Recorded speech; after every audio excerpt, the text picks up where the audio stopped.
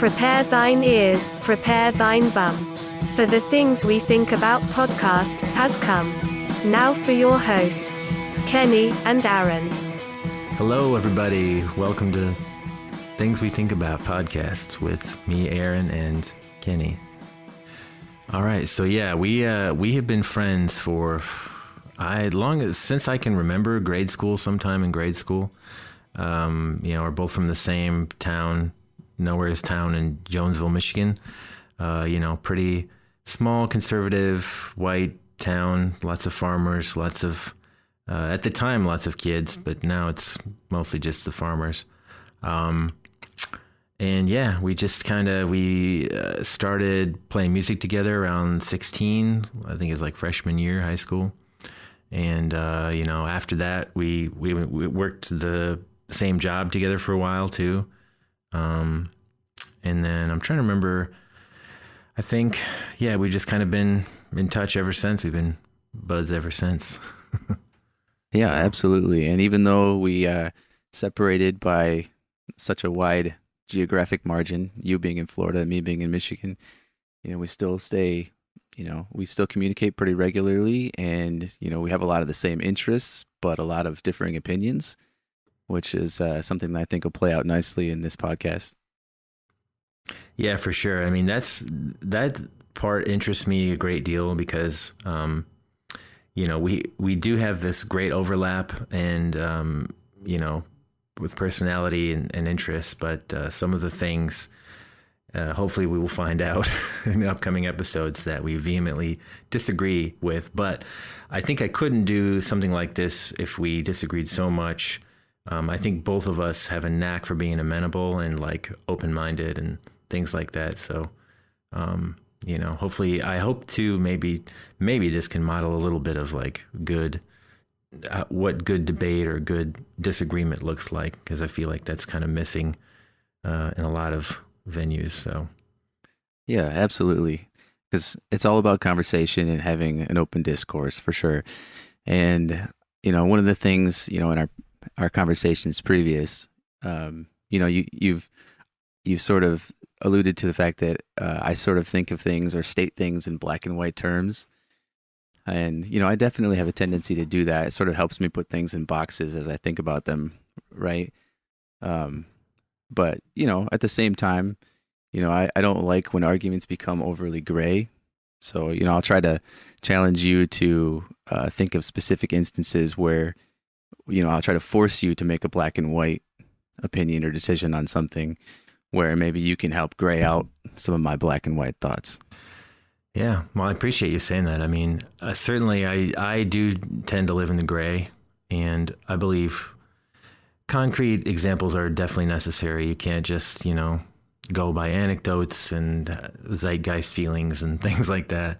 There has to be some empirical claim that you make. So for sure. Right. Yeah, most of these topics that we'll be covering are, they're sort of like a digital image, right? If you zoom all the way out, you see the full picture and all these colors. But if you zoom in too far, you just get that one pixel, that one color. Maybe that looks like gray, but if you zoom out, you can start to see big picture and start to make more generalized statements. Yeah, for sure. Yeah, I mean, because I think that's a big issue with general discourse is, people just kind of state what they feel and let it lay there. I have a tendency not to let things lay around. So I'm in school right now to become a mental health counselor, and a lot of that work has been trying to dissect conversation and, have people engage in a way that's a little more emotion, a little more, basically you're trying to convince somebody to change their own mind in a way. Which, if that sounds like manipulation, it's been known to be a type of that. Obviously, not in a coercive way, but in a way that opens somebody's mind enough to get them to change something about themselves. So, and I think I remember my first year here. I had this great English professor. My first class here at Rollins College, I should mention, here in Winter Park, Florida. she basically opened the class by saying everything is an argument. Anything that anybody says is an argument, which I was like, what the hell are you talking about? And I feel the longer I'm on the earth, though, the more I feel that's more or less the truth. That even if it's innocuous things or people don't think about it, it's, you're trying to make the case for something somehow, whether it's how you're feeling, whether it's, political, whatever, you're trying to make the case. Yeah, I agree. We absolutely do that. And, my wife being a mental health counselor as well, I'm pretty keen on the inception tactics that therapists use. I mean, they're healthy, they're well-intentioned. So, and she doesn't do that on me, I don't think, too often. You don't think. I guess that's the point, right? You're not supposed to know. Yeah. If we're doing our job well, the whole goal is that we'll get fired. And the other way you'll know we're doing our job well is if you just feel better and you don't really know what happened, I guess. So to a certain degree, at least. Yeah, I suppose that's true. So, all right, well, with all that having been said, are there any topics you want to launch into first? Well, I was thinking about this over the week and, about who we are and kind of our DNA. And because, you're in Michigan still and I'm in Orlando. And when I moved to Orlando about 2011, and a lot of the reason that was because I wanted a change. I wanted a big change because I was thinking about moving to Kalamazoo, which is another fairly large city in Michigan, pretty diverse population, not super big, but fairly big. But Orlando is like a whole different planet. It almost seemed like when I first got here, and now that I've been here, it's been here it's been 8 years, about 8 years. And then whenever I go home to Michigan, I just feel like it's such a shift, to go from the city to the small town. And I don't know. I mean, I don't know if you have noticed that in me or if you have any commentary about that type of way of life, because you're kind of you're in the heartland, you're conservative country, flyover area sort of place. I don't know. I wish I knew where I was going with that, but that's just that I see as a dynamic, I guess, in our relationship and how we view things a little bit. Yeah, I haven't noticed the big difference in you, other than some of the things that you've said along these lines, where you feel not so much a culture shock, but you no longer sort of feel at home in the area you grew up, and I absolutely understand that. The lifestyle is absolutely different.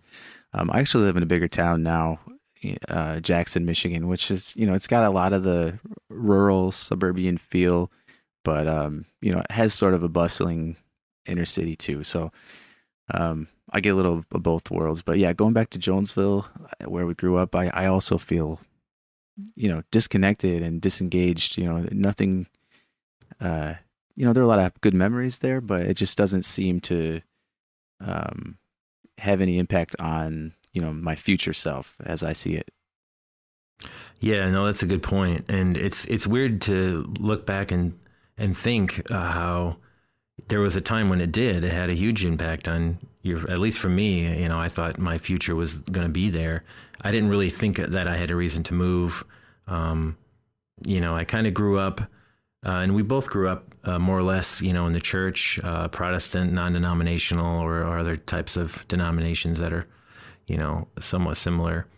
And, for me, at least, it was like probably at around 18, or actually, no, it was before that, around 16, maybe 17-ish. I thought, hey, I'll just try to get a wife and work at a factory, and that'll be okay. I saw it replicated a lot, and I don't know, something along the line changed. Maybe it was the music we were making and just other friends, but something inside me was stirring that I knew that may not be enough, and it turns out it wasn't enough.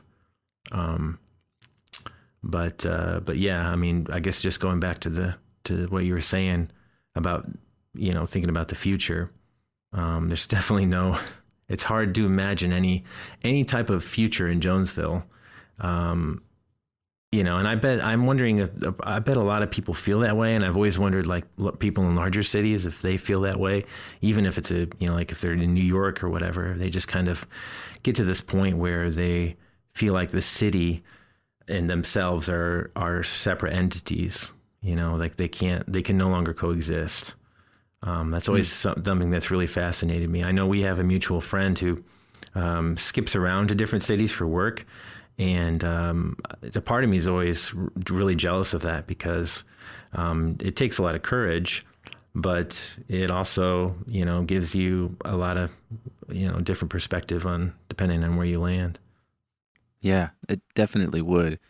And, you know, I think your sort of change of heart, or your chosen path, sort of mirrors kind of what's happening in society at large a little bit. You know, people are subscribing a little bit less to that old American dream, you know, buy a house, get a wife, have some kids, you know. Mm-hmm. That's the path that I chose, and I'm pretty happy with it. You know, I'm not sure if my life really could have developed any differently than it did. You know, my reasons for seeking it out in my early adulthood are different than the reasons I would choose it now, but I would still choose it again nonetheless. Mm. Well, yeah, yeah. Yeah. Sorry, I was just going to say it's interesting to hear you say that, you know, because I know, yeah, that was always interesting, like just to see from afar and to view, because I've certainly I've had choices that I could have had that, and for whatever reason things didn't work out like that, and it's, you know, sometimes I don't think I necessarily regret, you know, making the choices I made, but I always wonder what, you know, Aaron in an alternate universe is doing right now. He's, you know, sitting on IKEA furniture, and he's got a 56-inch plasma or whatever OLED display, and he's ignoring his wife somewhere. Every scenario, I'm ignoring the one that cares the most about me. So that probably tells you something, I guess. Well, no, but again, I think, you know, so again, your choices mirror society at large. So if we look at our core group of friends that we associated with in high school and after, you know, the majority, I would say, sort of made choices similar to yours versus choices like mine. You know, I think maybe 2 out of our, I don't know, 8 or so core group of friends, only 2 of them got married and had kids, right?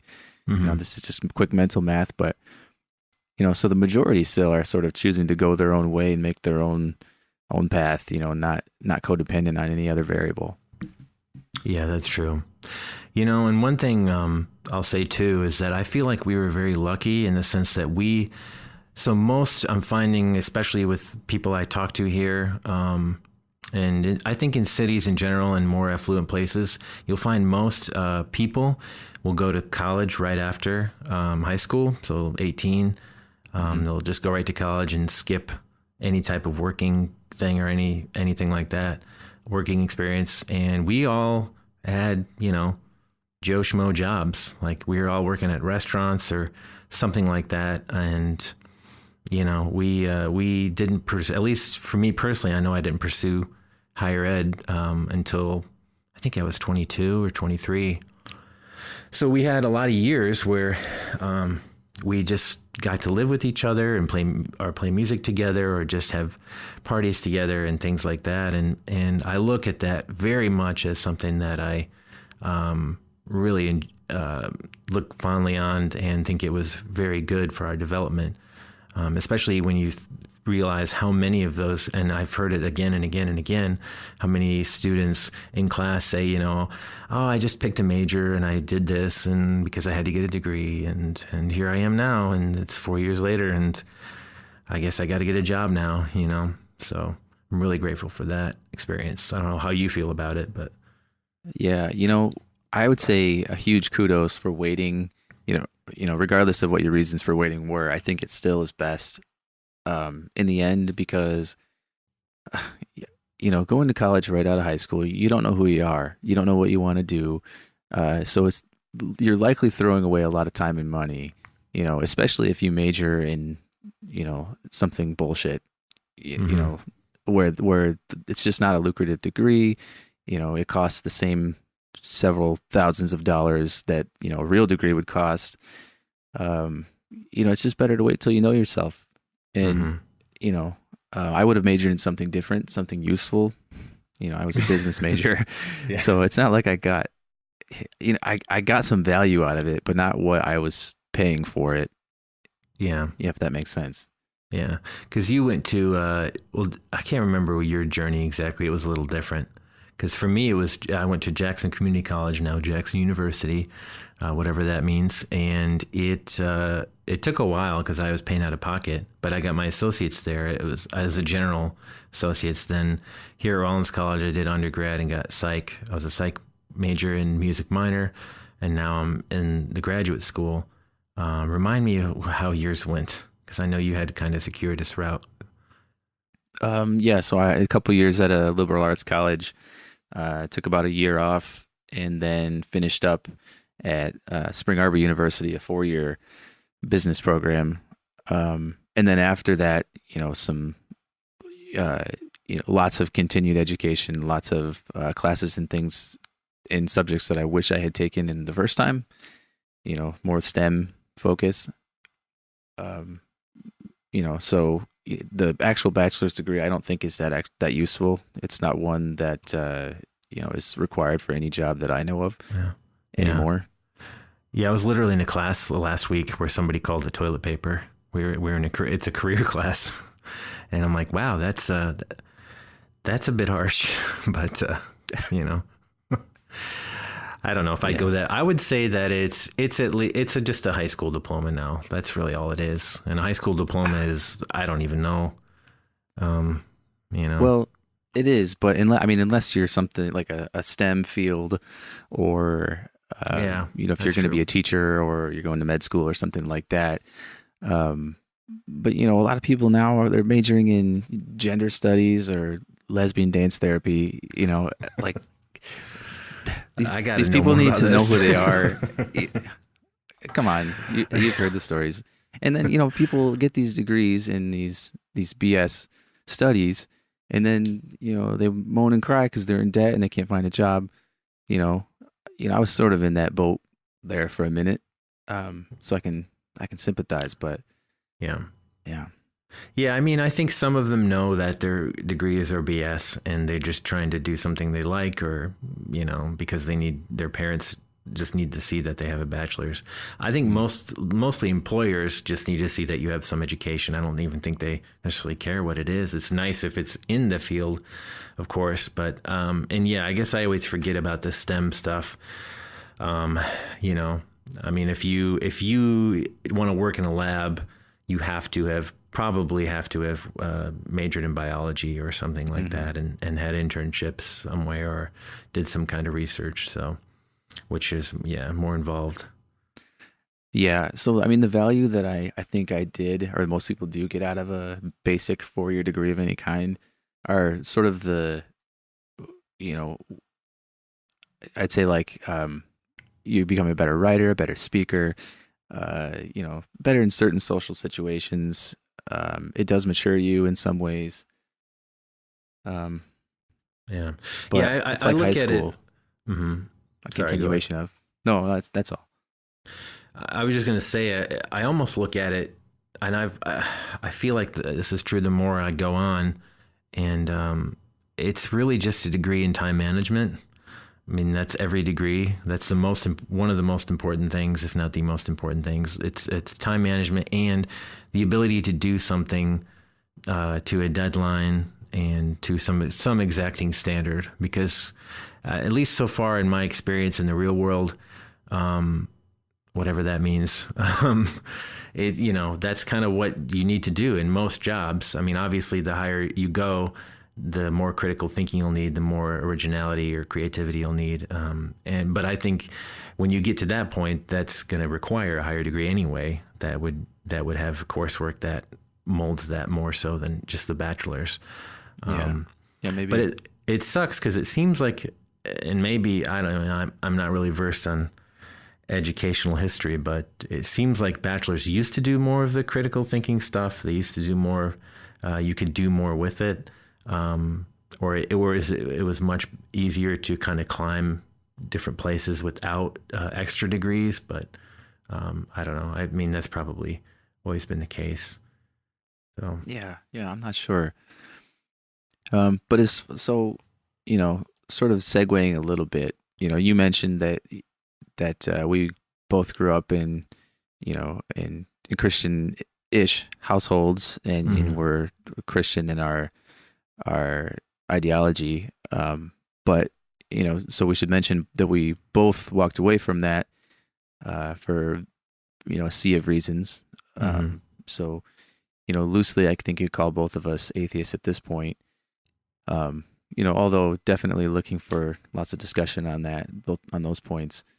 But sort of as an introductory thing, I'd also like to touch on what our political ideologies are, because that's kind of where one big place where we differ pretty greatly. So why don't you go first? Just talk a little bit about where you stand. Yeah, I mean, I think you nailed it. And it's interesting, too, because I think we kind of lost our faith near the same time. There was this big push, not a push, it's more, and definitely not a revolution. It was somewhere in between those two, where you'd see a lot of like debates and things on YouTube, and just the internet in general, not even just YouTube, but just the ability to search for something's accuracy for the first time. This is probably around, I want to say 2009, 2008-ish area. And, some of the old arguments that I've always heard growing up about, God and Jesus, the Trinity, and all these other things, the historicity of it just started to fall apart. And seeing debates and seeing people and not being fulfilled by some of the answers of the debates, from the, Hitchens, Dawkins, those kind of guys. So that was a big part of it. And then just really diving into evolutionary theory and how that came about. So that's a big part of why it's really hard for me to ascribe to that faith. And there's a lot who would claim that I never was a part of it, of course, but that's another story. As far as, and these days, and you're right, we can go in more depth in other episodes, I'm sure, but these days I'd say for the binary atheistic, theistic, it's atheistic. I'd say, I have no issue with the agnostic label too, because ultimately I don't really know. If something could exist, some higher power, something could exist. That's fine if we discover it. It's fine if we don't. It kind of, our life goes on either way. And as far as belief system, and this is where I think everybody gets confused, or it can be confusing. So belief, I'm more in the secular humanist camp, just humanism in general. So just being a good person, the golden rule, morals, ethics are really important. Logic, reason are really important. And as far as politically, that one's tough. That one's hard for me because I feel like I definitely have always tried to be a centrist to some degree, probably left-leaning. I have different views on things. Like when it comes to guns, I'm more to the right. When it comes to abortion, I'm more to the left for kind of broad strokes purposes. Philosophically, though, I think it's kind of more to the humanism, I'm really a fan of Stoicism camp. So I'm trying to think, but definitely I would say 2008's version of centrism before I feel like politics kind of I just feel like it's this blobby supernova, inflated thing. And I guess, I don't know. I feel like everybody's in the game now if they don't necessarily want to be, but and maybe it's just a product of me being older and realizing it, but everybody and everything seems to have some political charge. And that in general bothers me. So if there's a political, motif for that, then I'm definitely ascribed to it. So sort of like a political nihilism to some degree. Well, you touched on something that's really important, actually. You sort of mentioned how you used to think of yourself sort of as this central leftist, but the wider ideas in the media and society seem to have changed, which sort of shifted you without you really changing yourself. Yeah, I think they call that the Overton window, where you have this range of ideas, from left to right. It's the things that people are talking about. And so what I think has been happening is it seems like the media and, certain public figures in general are shifting this Overton window farther and farther to the left, which causes people like you and me to find ourselves farther and farther on the right, not because we moved, but because this window of, how things are discussed has shifted and become more polarized too. You sort of mentioned that. Yeah, for sure. Yeah. But as far as myself, I think I found myself, confusedly shifted by this Overton window as well. But then also I've changed over the years as well. I used to pretty, center left to left, pretty what I would have called progressive on most ideas. But the more I cared, and the more I really sort of, I guess sort of when I started to vote, right, for the first time is when I started to put my trust in certain people, and then continually be let down, felt lied to, just started to see, sort of how the workings of government just don't work. And a lot of the shortcomings of our systems, broadly speaking, so I've sort of found myself shifting more and more toward the libertarian camp, not necessarily farther to the right on most issues, but just, more about personal freedom and personal responsibility, and, sort of removing whatever government or authority barriers we have. For most normal law-abiding people, government doesn't need to be in our lives. I sort of feel smothered in a sense by some workings of government, but yeah, so that's gonna give us a lot of things to talk about. I find myself more on the libertarian side. You find yourself maybe a little bit more center left without a label, right? Yeah, that's pretty accurate. And it's because I'd say in general, I believe that it's interesting too, because I'm definitely I don't think anybody's for less freedom in general, but I think the real argument is in how we get there, right? For me, it's not just how we get there, is how do we scale it and maximize it? Because that presents issues, because you as an individual, I have no doubt, especially because I'm your friend, have known you forever, but that you would do just fine with all the governmental restrictions that you feel are thrust upon you, released from. But I don't know if I can. It's harder to say that in mass, in general, generally speaking. So, but I understand that. I'm not sure how that would be overcome, other than yelling at each other. We need to yell at each other more. Yeah, well, we'll be able to discuss that more in depth in future episodes for sure. Yeah, but no, I'm fascinated though how you landed there a little bit, and like you said, we'll talk about it more in other episodes. But it's interesting because I never felt like, it was hard for me to put labels on it. It's always been hard for me to put labels on anything, because I don't like to be pigeonholed in general into one thing. I don't know why that is about I think it's maybe speaks to my personality, because I like unconventional ways of going around things and stuff like that. So like for me, some of my personal stuff, for example, is like for eating.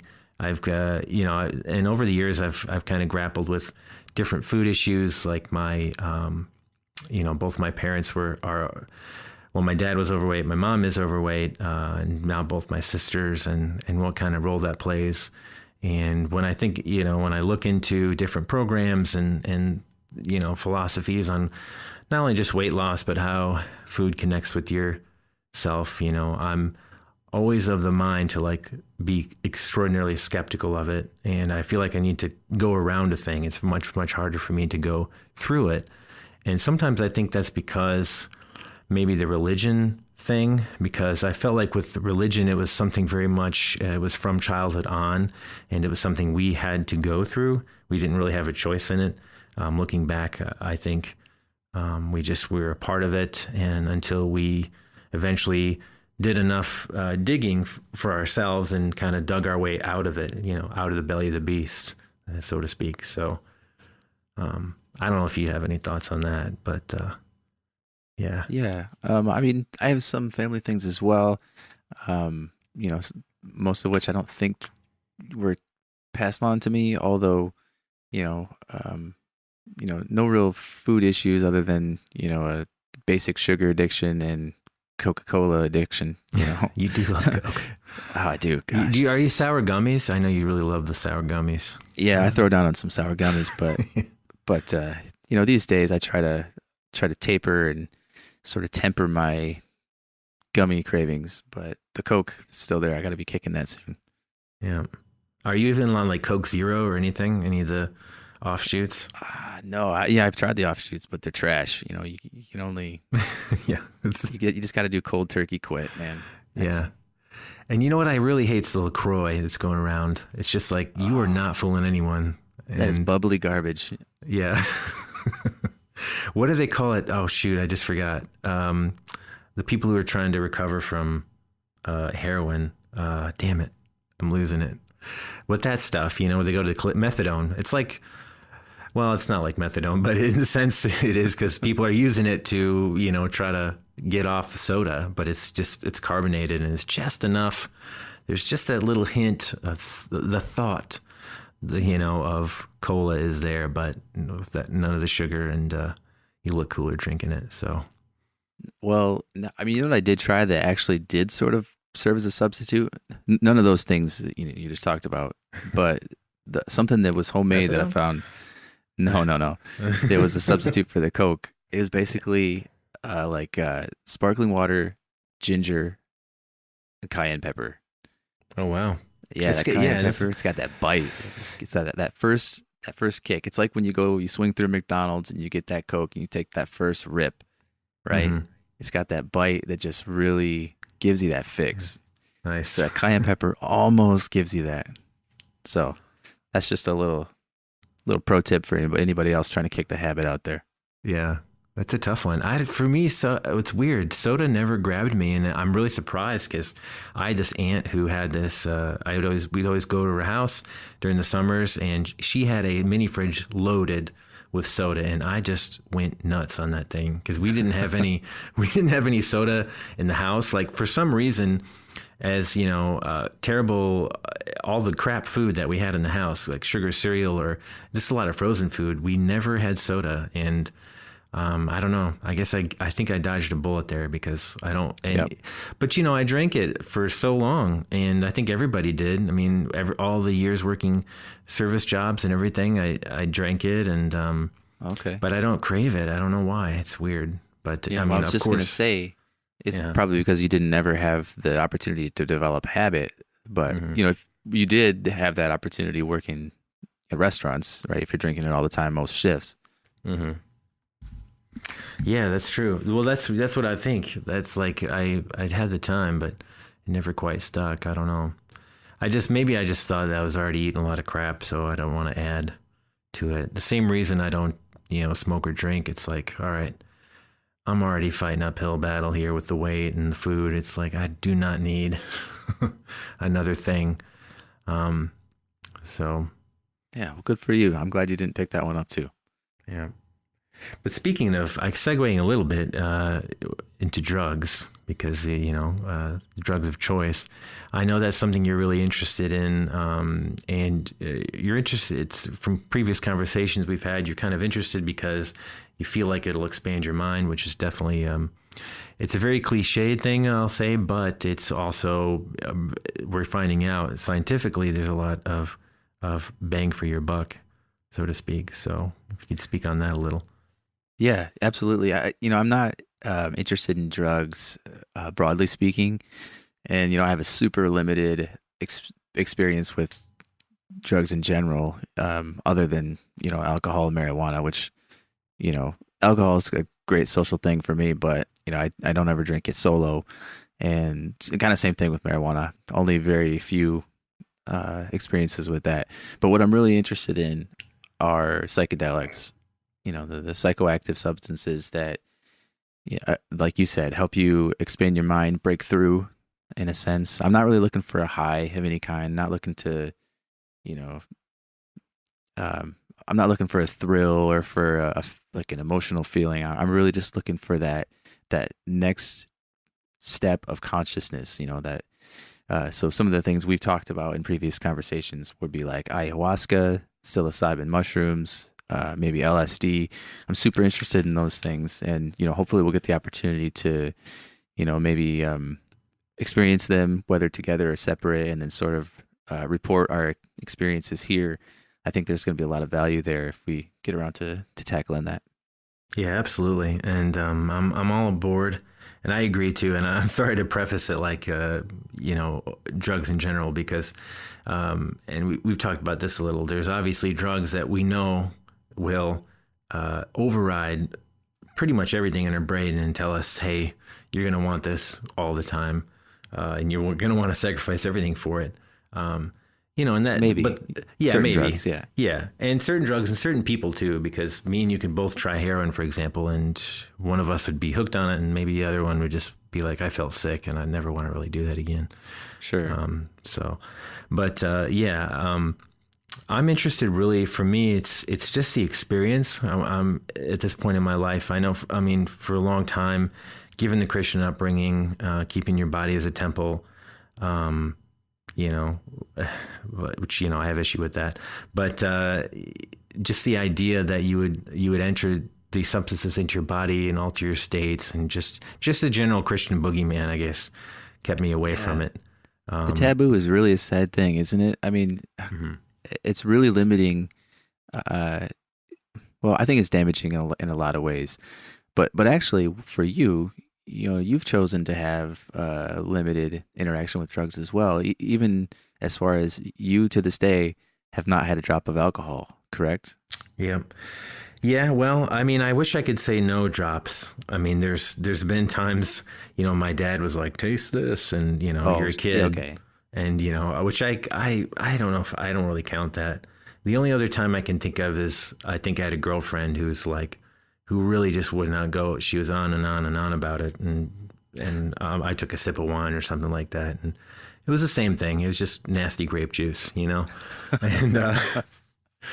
so, I mean, yeah, I've never had, for me, it kind of began because I had a grandfather who was an alcoholic, and, that started this whole terrible line of just bad behavior, I guess, really bad behavior that kind of played out with my dad a little bit. And he never drank, but, I think any son of an alcoholic knows that, or son of alcoholic knows that you don't need to necessarily to have drank to get all that behavior. You can just find other ways to act that way.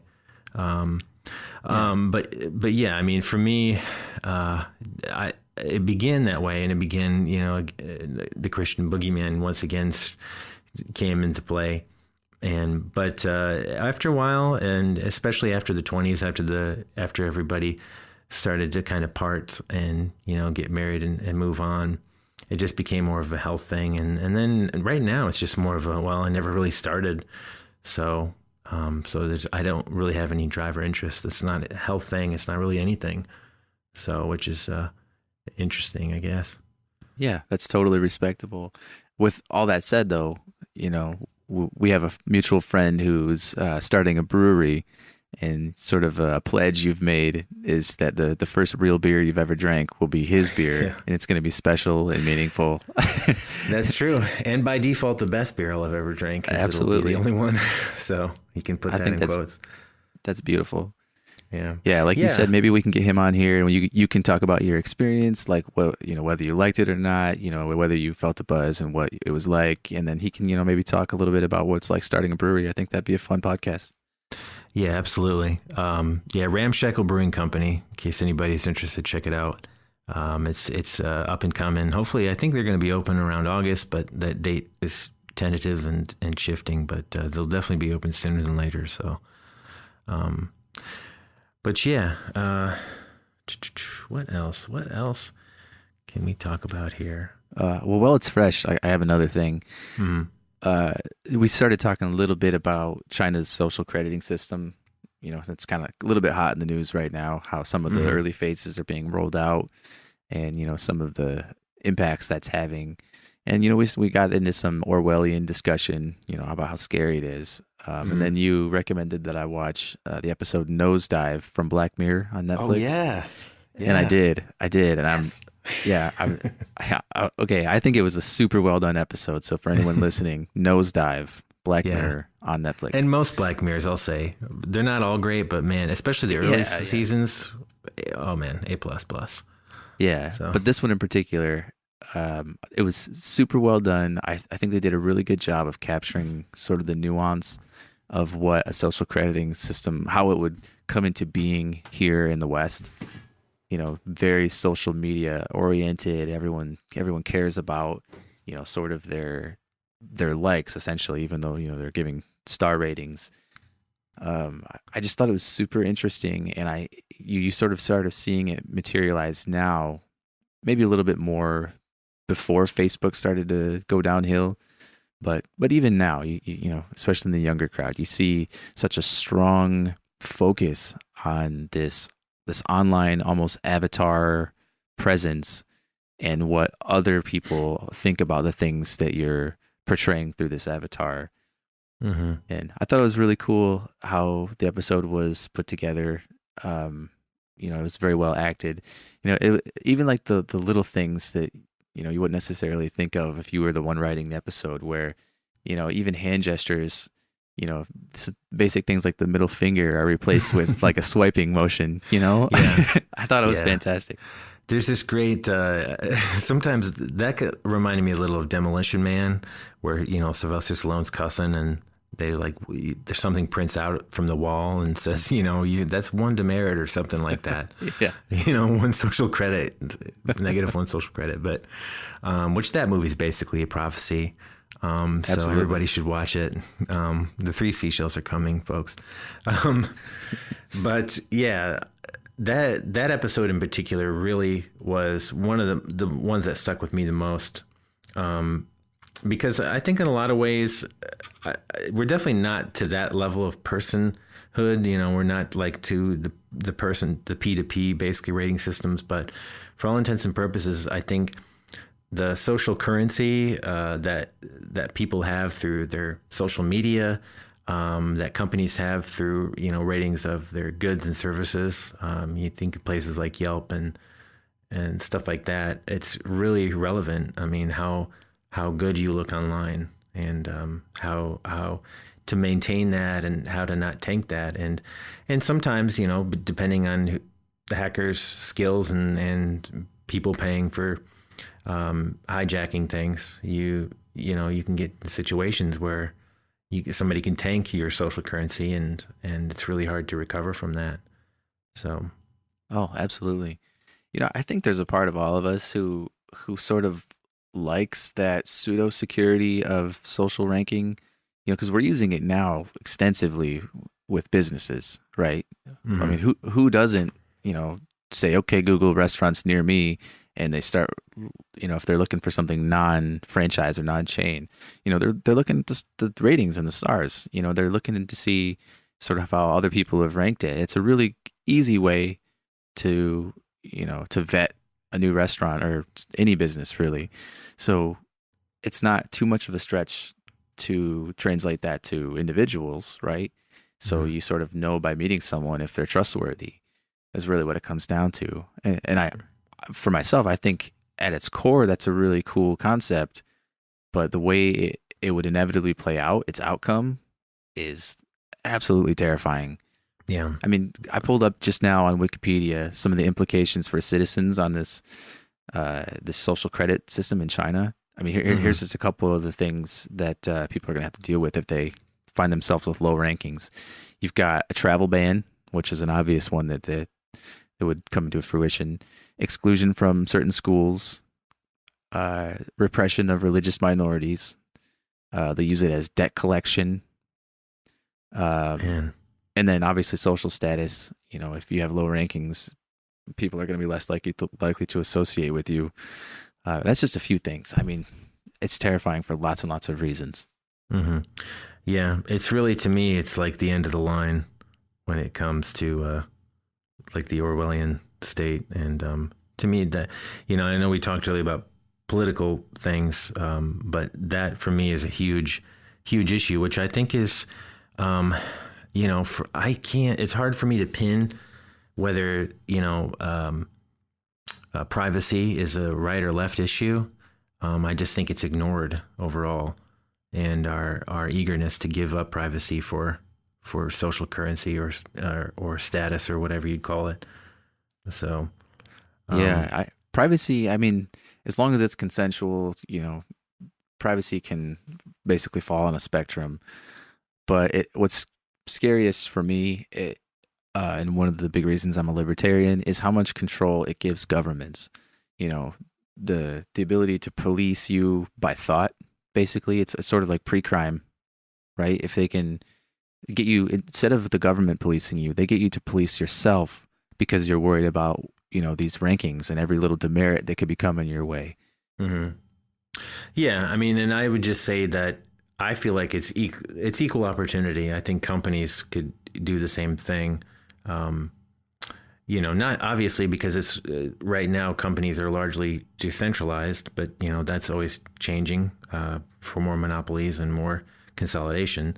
But government definitely has right now could have the market on something like that. So yeah, well, that points to one usefulness of government. Because the word on the street is that Google's about to get hit with some of the antitrust Nerf bat, where they're getting so big, like Microsoft did in the 90s, right? Where the people, I mean, especially the government bureaucrats, they're just getting thirsty. They're getting a little bit rabid. They want to tear the thing down, which, for all the good and bad it does sort of rein in, at least on the private side, some of the abuses that a company like Google would be capable of due to sheer size, Mm-hmm. Yeah, I mean, they did in the 90s, from what I remember. They actually were successful in some of those for Microsoft. It was a little more cut and dry because it's like, all right, you guys are you're basically making it impossible to download Netscape, and they had to change some software and open the market a bit. But I just hope there's an effectiveness to it, and I'm glad we kind of agree. It sounds like on the government, but has potential to be effective on this issue, and they're kind of the only. Well, I don't want to say the only way. I mean, certainly companies could somehow govern themselves, but there's no real incentive for them to do that because their incentive is to make profit. So it has to be, this bottom line thing. But ideally it would be people, the individuals who ran that in, just by boycott, basically, or maybe not so extreme, but once reasonable, intelligent individuals realize a company's become too big or have been given too much control or gained too much, market share, that they may begin to take their business elsewhere. Kind of like what I've done with Walmart. I haven't shopped at a Walmart in over 10 years, not because I hate Walmart, but because for a while there, they were becoming an untamable beast. Mm-hmm. And they still are to a degree, but at least now there are equally large beasts. Yeah, I was going to say there's just more beasts now. So Amazon and I guess just mainly Amazon is the biggest one, I guess. Yeah, I'm about to transfer a boycott to Amazon too because I love Amazon. I love that convenience, but I hate the damage that it does to everything in its path. You know what I mean? Mm-hmm. Yeah, it's not even because Walmart went for the mom and pops. Amazon is kind of going for all the niche stuff that you could only get at obvious niche places. So, and that's it's tough because I'm more or less in the boycott Amazon boat. I only ordered there, I think, for school books because it's kind of the only place I can get textbooks. But other than that, I'm all about that eBay and finding those random sellers. that maybe you'll get your stuff, maybe you won't. It was $5, so who cares? It's a headphone jack that you're missing or some little doodad that you need. Well, that kind of makes me sad too. I feel like eBay has tried to emulate Amazon too much. I used to really love eBay for its, for what it used to be. Not because it was auctions, but because it was, usually individuals, a heck of a lot of used stuff, right? Mm-hmm.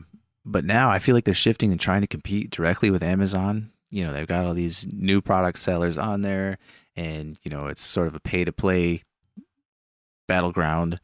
I don't know. eBay's making me sad lately. That's all I'll say.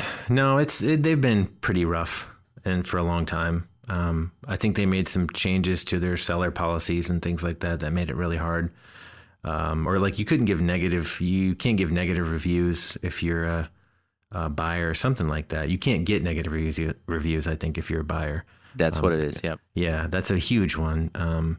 Which I don't know. I'm sure there's financial reasons or some other reasons they decided to do that, but yeah. Well, it used to be it was just a shopping place, right? It used to be like almost like a community or a forum where you sort of start to get a reputation based on your rating because you've interacted so well with the other people, in the community. And I don't know. It used to feel different. It used to feel good to shop there. It no longer does.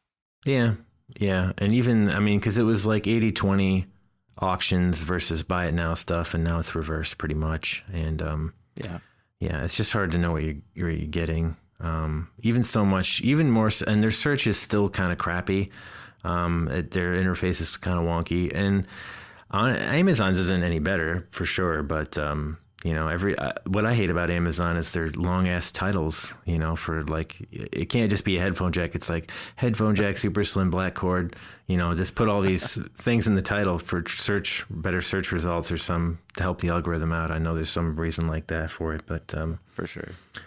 But yeah, it's really hard. I'm definitely, I try to be if I can help it, to buy American when I can, either North American or South American, Canadian, to keep it within that kind of trade agreement.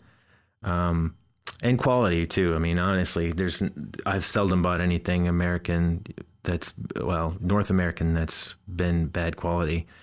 But I just know at the end of the day, and I've told this to many cashiers at Walmart and Target, at the end of the day, it's going to be some guy in some small town sitting on a chair, maybe standing up. Hopefully he's got some music on, and he's putting this thing together for 8 hours a day, hopefully making a little more than $8 an hour. And that's who gave me this thing, and I'm buying it from this large store. And it's a great circle of life. It kind of stays somewhat local, Yeah, I appreciate that.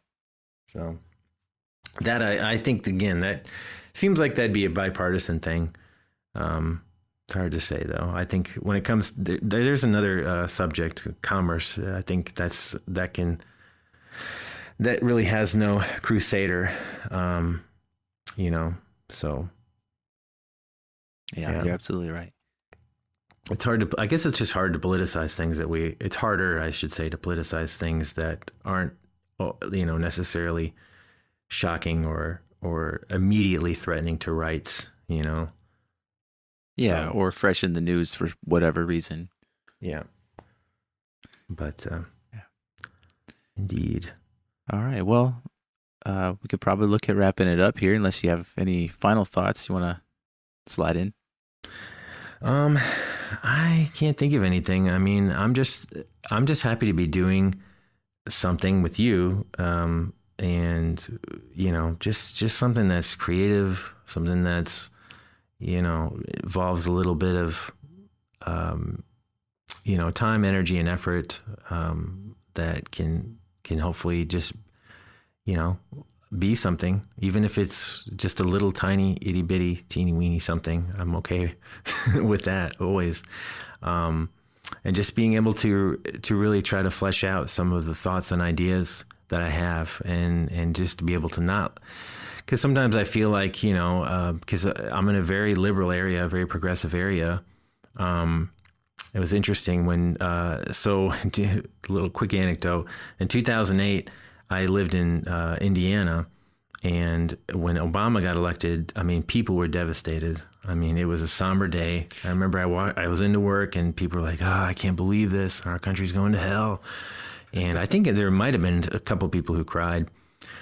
So fast forward to when Trump got elected, and here in Orlando, and it's the same attitude. Like you could have, like, somebody died, and there definitely were people who cried. And so it's just like that, to me, was really revealing of how, how people are affected by this stuff. It does get at them at an emotional level. And to me, that emotional level is what I care the most about.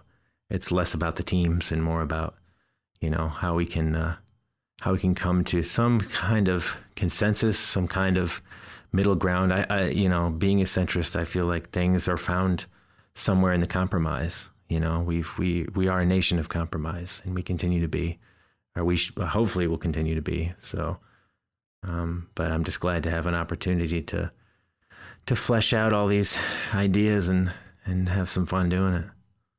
So. Yeah, I'd echo that. I'm looking forward to a lot of good discussion, a lot of, very pointed discussion on some of these topics, and, some sharing of experiences. Hopefully we can get some more people on this podcast with us, and we can have, a broader range of experience to draw from. Yeah, I'm really excited, equally excited. Yeah, for sure.